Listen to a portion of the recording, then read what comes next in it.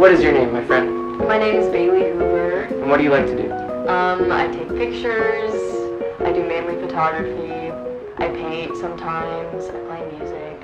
Awesome. I work at a camera store and a photo lab, and then when I have time off, I just shoot and hang out here. I don't go out a ton because I like my house so much. Nothing wrong with that. It's a great Yeah, house. thank you. Yeah. I just feel like I'm really productive when I'm working in a comfortable space. I got you. So, yeah. That's fantastic. What got you into photography? I did theater for a really long time. That was my main, art form.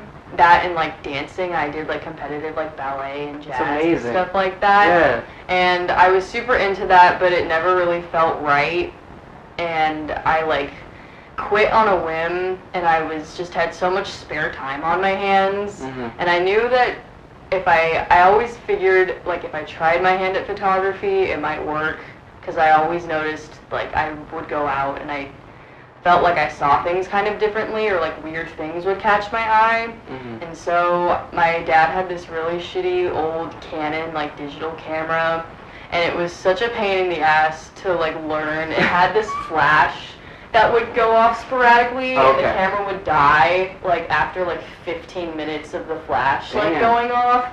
So I had to learn how to navigate that. And it was terrible quality, but it really taught me how to do the most for a good shot on bad equipment. And then after that, for a graduation present, I got a much better camera. What do you shoot on currently?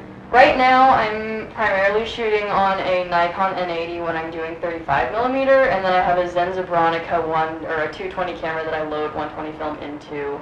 So that's 4:5 ratio, so the negatives come out to be a little bigger as opposed to 35mm photography, and so the pictures come out a lot sharper. And that only has about 10 to 16 frames as opposed to 36 frames on film, so you really have to be careful when you're shooting.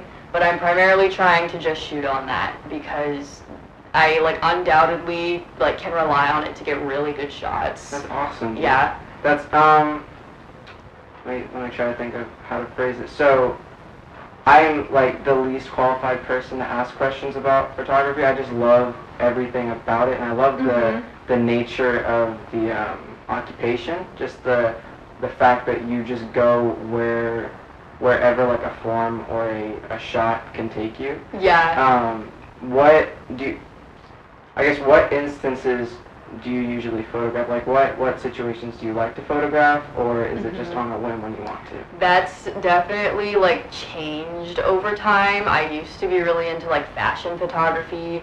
I would plan exactly where we'd meet, and it would the colors of the background would coordinate with their outfits, and it'd be very posed.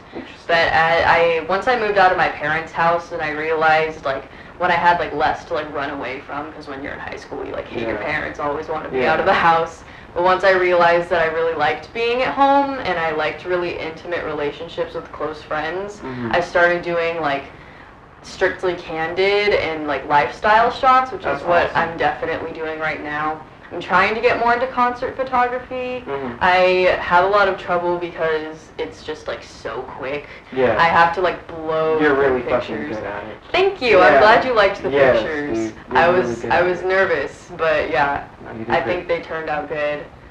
And so yeah, mostly behind the scenes, I think I'm stronger in when it comes to music, because I love going to shows and I love playing music. But I also really like being in the audience and not having to worry about working. I understand that completely. So I don't know how far I can go in concert photography specifically. But yeah, right now I'm just doing very lifestyle oriented, but also being more mindful of my shots, not just firing off without thinking. What when you mean mindful, what things do you take care to notice or take care to be careful about when you're shooting?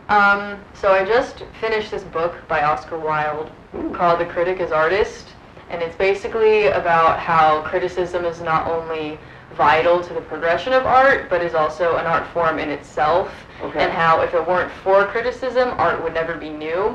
And he talks a lot about, yeah, it's crazy, very good book, and it's only 100 pages. But he talks a lot about how true artists aren't thinking about art of today, but rather art of tomorrow, which sounds really cheesy. No, it's but it, profound. Yeah, it made me think a lot about how art just kind of has been going in a circle for a long time, especially with social media.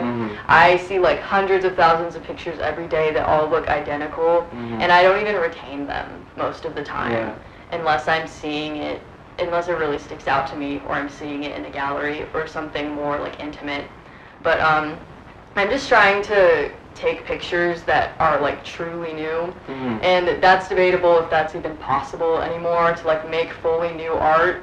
But it's what I'm striving to do, is just really come up with my own style that isn't really derivative of anything else. I got you. That's a really that's a really amazing way to go about any art form. Yeah, definitely. No, dude, I think you should be really proud of that. So I know it's really, I can really relate to trying not to be derivative of stuff. What do you do? I wouldn't say go out of your way to do it, but like what do you specifically try to do to not be derivative? I think the most non-derivative thing about photography specifically is the people you're taking pictures of, because one thing you can't ever replicate is like a human being. Yeah. And I've been trying really hard throughout like all of my different styles that I've fluctuated between to just really capture the essence of what makes somebody like themselves. And so just like taking pictures where like whatever expression is on their face is very true to who they are and true to the moment that we were in.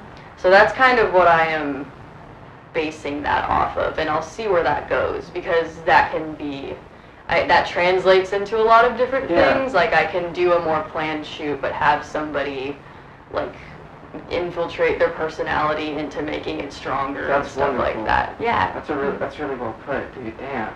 So you said you also do, I didn't know you did music too. Yeah, I don't really talk about it. No one would really know unless they came over and like saw our gear. What do you have? If you don't mind me asking. Yeah, I don't have my amp with me right now. It's at my friend's house, but I have a Yamaha G100 112, I think it's called. It's the guitarist in Joy Division used it. That's the only reference I have for it, but it's a really good sounding amp. It's really old. It's really good for like strong like treble-y stuff.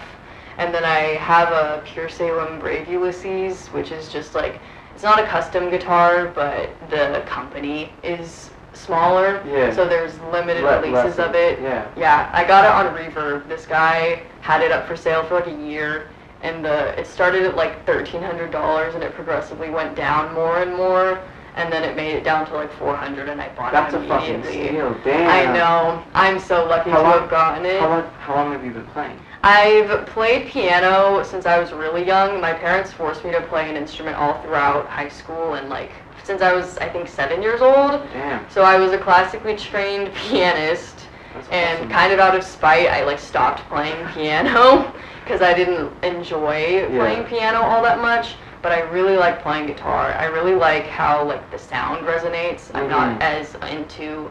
Of course, I want to get better at like technical stuff. I'm like practicing scales more now and stuff. But my favorite part of playing music is just like how it sounds. I'm really into gear and pedals and stuff like that. I have a couple fuzz pedals. I have a new one coming in. I bought a rainbow machine so I can do like noise-oriented stuff pretty soon. Awesome. Yeah. That's fucking cool, dude. Thank you. Okay, wow. That's a lot of. Sorry, I have to think of other questions now, because that's really fucking cool. I don't even know. Do you see yourself? Do you play by yourself? Do you see yourself as a solo actor? Do you play with your friends, or? Me and my 2 roommates and then our other close friend are all in a band right now. Awesome. We're in like the fetal stages. We've been working on the same song for months. Nothing wrong with that. Yeah, it takes forever, and like just learning how to lead a band and like coordinate. Not saying I'm the leader, but we all have to learn how to take charge at certain points. Is really difficult. So we're kind of just navigating how to do that. But yeah, hopefully something comes of that soon, because I like what we're playing. That's fucking wonderful, dude. I don't know. Yeah, that's awesome. I think bands sound really hard. I wouldn't say an ego, but I have too much of a sense of wanting to like Control stuff sometimes, and so I don't think I would do amazing in a band. I have a couple friends who are in bands and stuff, and I really admire the power of communication that bands have within each other, like to be able to actually create something that's very cohesive and very well articulated, and that's like 4 different people yelling at each other to create something interesting. I think that's wonderful, dude. Yeah. So that's awesome. I don't know. I'm really in awe of how this room is decorated. So you paint too? A little bit, yeah. A little bit? It's not something that I see myself like profiting off of. It's kind of just something I do for myself. Nothing wrong with. I think art doesn't always have to be like stuff you're good at doesn't have to be something you make money from. Yeah, definitely. That's awesome. Did you paint any of these? Those 3 on the wall, I did. These 3 big ones, I started bringing giant canvases to like parties that we'd have at the house. That's awesome. So and you just start painting in the middle of the party, or I would take it out to our backyard and I would set everything up, so if anyone like wanted to like paint while they were shit-faced, they could just take it out on the canvas. That's amazing. Yeah. Dude. This one right here, I started the pomegranate man when I was right before I moved out of my last house, and then I ended up couch hopping for a month because I needed to save up to live here, and I couldn't really afford rent and a deposit. Yeah. And so I dropped it off at my friend's house, and I asked them to just let whoever wanted to add to it. That's and then that's what made me come up with the idea to get these two. So what's behind the pomegranate man? Like just whatever? He just looked cool. Dude, I really like that. Oh Thanks. My goodness. Yeah, I really like it too. Everybody like put a lot of work into that one. These 2 were a lot more sporadic, like they were finished within the night, but you can tell people spent like hours on their sections with the pomegranate one. Goodness. Sorry. Just looking around. This is crazy, dude. This is I do this every day. I'm like in awe of like how nice it looks in here. Yeah, dude. My goodness. Okay. Trying to think. So, you're also a big film fan. Yeah. Yes. What are some? Do you ever see yourself going from photography, not from photography, but also adding your experiences of photography into maybe working on film? That was honestly my prior plan. I used to make like really like short like videos for like school and for fun when I was in middle school, and the amount of work I would put into them was ridiculous. Like I got a green screen when I was 12 years old, taught myself how to use iMovie and stuff, which isn't like that impressive, but like looking back, like a 12-year-old, it's crazy. Yeah. But when I saw myself going to school, I definitely was planning on going into film, being a director, or maybe a director of photography or something like that. But I don't know, I'm kind of turned off by the film industry. There's not a lot of women, there's not a lot of queer people, it's a lot of boys. Yeah. Which is, it's disheartening, like how little representation is involved and how many people's voices aren't heard. Are you worried about, man, because I'm trying to find a way to say it because I'm a guy, so it's really hard for me to like try to articulate something that isn't so super unaware, at least, of like what it's like to be a woman. So I'm gonna try my best here. Yeah, no but worries. because I heard some, like I read some news article lately that people are thinking about bringing like film studios to Sacramento and whatnot, and I was wondering, I was like, there's so many like fantastic people of like every creed, every color, every orientation or whatnot here in Sacramento. And like there are so many people who do amazing like short films and stuff here, and I was thinking like if we just had more people like you just like do what they want to do because they want to do it and not because they're worried about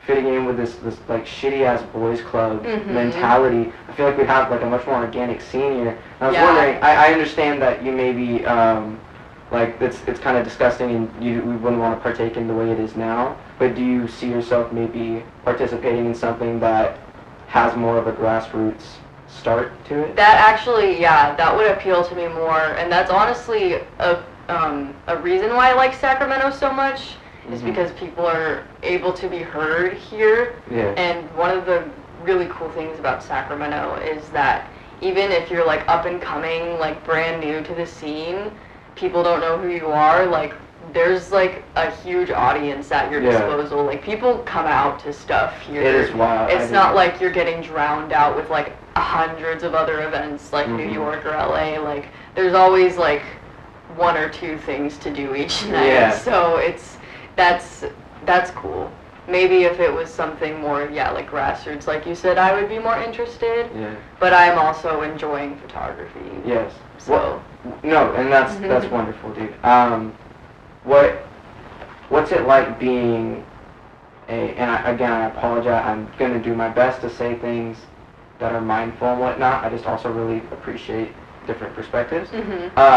What's it like being like a woman in the photography industry, and then another like doing photographs for contents and whatnot? Yeah. I don't think about it that much. I don't really think of myself as like a female photographer.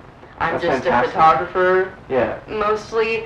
It does get a little bit difficult when I kind of look back at who I have collaborated with, and I kind of notice that there's not a lot of people like me, like it's mostly guys that have my same interests, and I don't think that that means that I should like stop trying or anything like that. If anything, I think that my perspective holds a lot of power because of that. Oh yeah.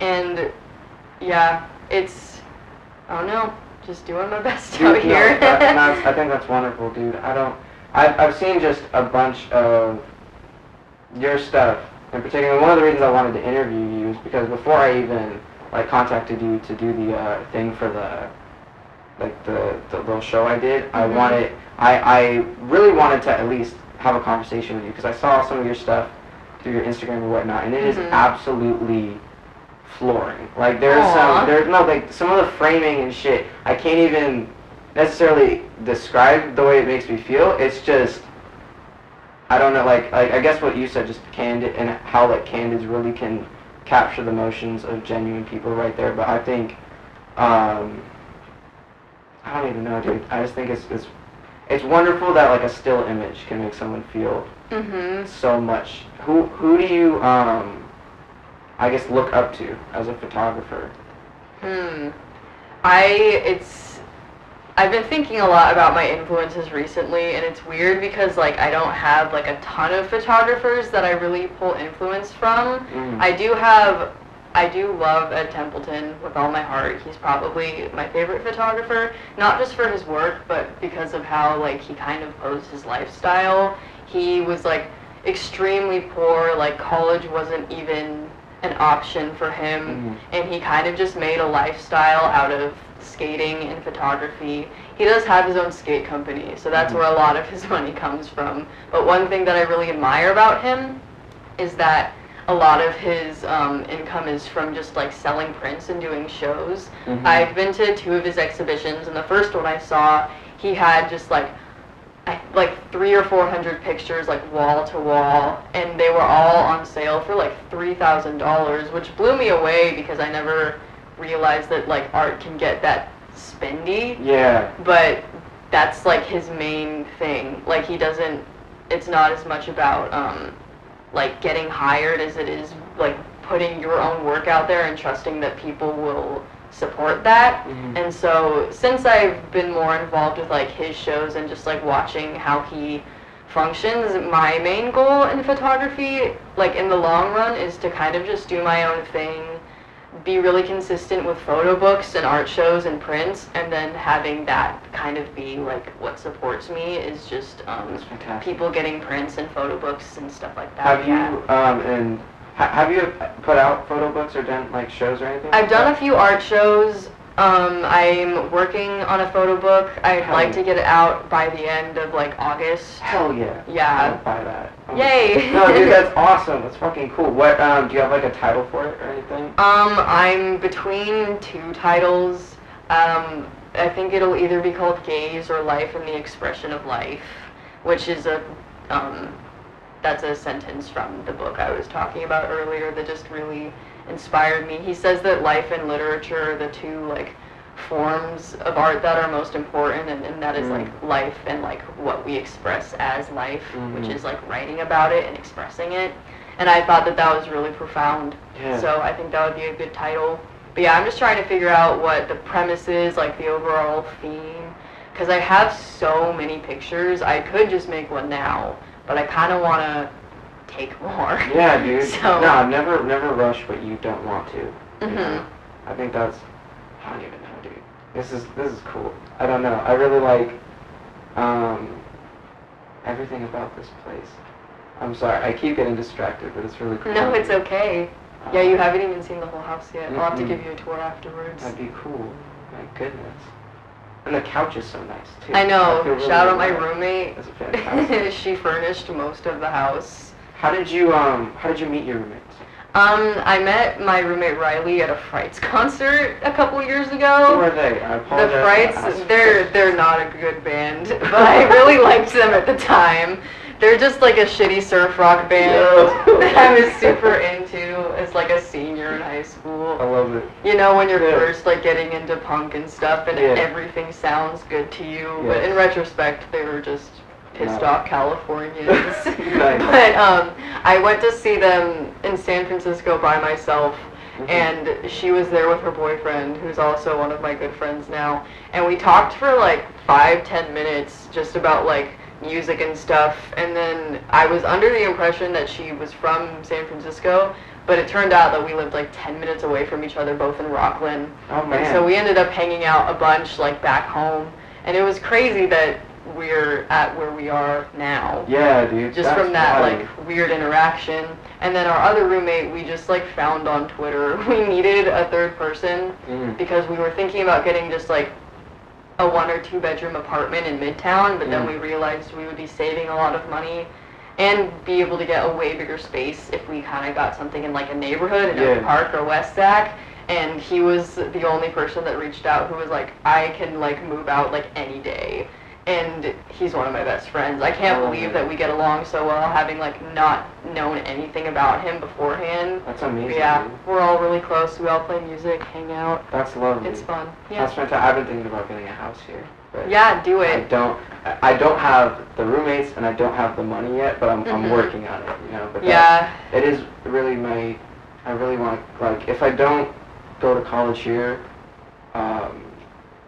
I really do want to come back here. I really love Sacramento, dude. Like, I don't know, like, I've done very small, sorry for bringing the conversation. No, go ahead. But like, I've had a very small or limited amount of experiences here, but each and every one has changed me, like, in a way for the better. Like, the guys at, like, the World's Worst Bodega or whatever. I love them so much. Literally the nicest people I've ever met in my life. And, like, they've been so so nice and welcoming to me when, like, they don't even know me. Like, it was wild. I don't know, it changed my perspective. It also, like, made me realize, like, the people I was hanging out with beforehand, like, are trash people. Yeah. I was like, wow, like, this is just how people should treat each other. Like, okay. So, I don't know. The reason that I like do art shows and even chose to like drop out of school and pursue photography is because of the supply of demand, guys. Because me, Giselle, and then our friend Johnny were looking for a place to like host an art collective show, and Giselle was like, "Oh, there's this up and coming shop called Supply of Demand that I was thinking about asking," and they were so welcoming. They didn't even know what we wanted to do, but they were like, "We support your vision. You can do it for free. Like, just let us know what you need." And they were super involved too. It wasn't like we were just showing up and using their space. Like, everyone was equally involved in it happening. And that was a very short-lived project. We only did a couple shows over the span of a summer. But I cherish my memories with those people very much. Yeah, dude, that's wonderful. Are you still part of that art collective, or are you more No, that art collective's kind of dead. Okay. It was called Mothersucker, and it was, the vision wasn't like super clear, or at least as it went along, it got like muddier and muddier what we wanted. And the first art show was like, well, both of them were amazing, but the second one was very similar to the first one, so we all kind of talked, and we were like, I think this is a good time to like let this fizzle or go on hiatus, because we don't want to keep doing the same thing over and over again.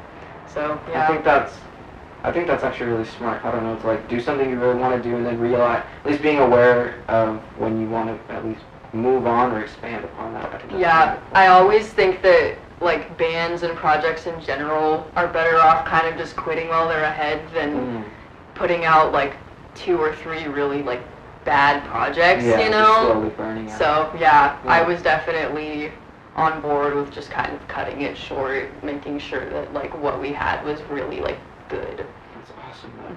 So when you put out this book, whenever you do you plan on doing another like showing of? I would love to. I was doing a few shows at the beginning of the year, and they're expensive because prints are expensive, frames are expensive. You have to buy all like a bunch of adhesive tape and like nails and stuff to like mount everything. And no one really ever buys anything. Like there's only a few people that'll like sometimes come through, and I figured it would be best to like save my money, like put out a book, and then work towards an art show that's like just my stuff. Yeah. So I would really like to do an art show that's like coinciding with the book, and then like maybe having like exclusive prints up, like not on the internet or anything like that.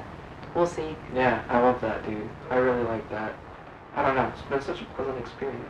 Aw, yay. Yeah, no, I am like, I have really bad social anxiety, of OCD and all that shit, and so it's really hard for me to like even leave my house really and like go see people. So I don't know. Just thank you for being welcoming. Yes, of course. Yeah. And it's been lovely. Trying to think of. I have a couple other questions for you, but I'm trying to remember them. I don't know if I wrote them down. Probably did. That's a cool notebook. Oh, thank you. It's garbage. I'm not like the notebook's great, but like what's in here is mostly garbage. My last notebook was just like a college ruled journal. So that's fantastic. Nothing wrong with that, honestly. Okay, never mind. Well, I don't know. Tell me about. Are you a vinyl collector? Are you a big fan of that? What's your favorite album that you own? My favorite album that I own? Oh my god. Or at least top 3 if you can. Top 3. I circulate through listening to a lot of them. I'm trying to think of what I listen to the most. I just got Drawn and Quartered by One Oh Tricks Point Never. That's my newest record, and he's just like a synthesizer composer. I don't know if you saw Uncut Gems. I did. But he did the soundtrack. Yeah, he did the score for that, and that was under his like real name. But he has a separate project that he does like the more experimental stuff on. I put it on this morning. It's just like really ethereal, just like weird synths and stuff. I don't know if you listen to like Mort Garson at all, like Plantasia or anything like that. Definitely, I'm gonna write. Yeah, it's kind of derivative of that. That's cool. I listen to I'm in Your Mind Fuzz by King Giz a lot. Gizzard and the Wizard. Awesome. Yeah, I got that record a while ago. I found it in this record store in Portland when I was touring schools, and that was before a lot of their albums were on Spotify. It was just Bandcamp, so I was under the impression that it was like a super rare record that I had come across, but everybody's heard that album. I just didn't talk to people who listened to the same kind of music as me at the time. But I've definitely listened to that one a lot throughout the years. And then, probably Atomizer by Big Black. I have a couple Big Black albums. Big Black is this, they're this band from the 80s, and they're just like a punk band that used a drum machine with like super industrial, like heavy sounds on it. So it's really like in your face. They're singing about really heavy stuff, and it's really angry and very masculine, but in like a satirical way. Interesting. Yeah, because they're all super scrawny and like weird looking, but they're singing about like, I don't know, killing their wives and stuff like that. So I listen to that album a lot. That's wonderful, dude. All right, I think I'm gonna wrap up the interview. Okay. I wanted to say thank you so much for having me. Thank you. And what is your name? Bailey Hoover. What do you like to do? I like taking pictures and doing art in general, painting, playing music. Hell yeah. Well, I'm excited for everything you're gonna do.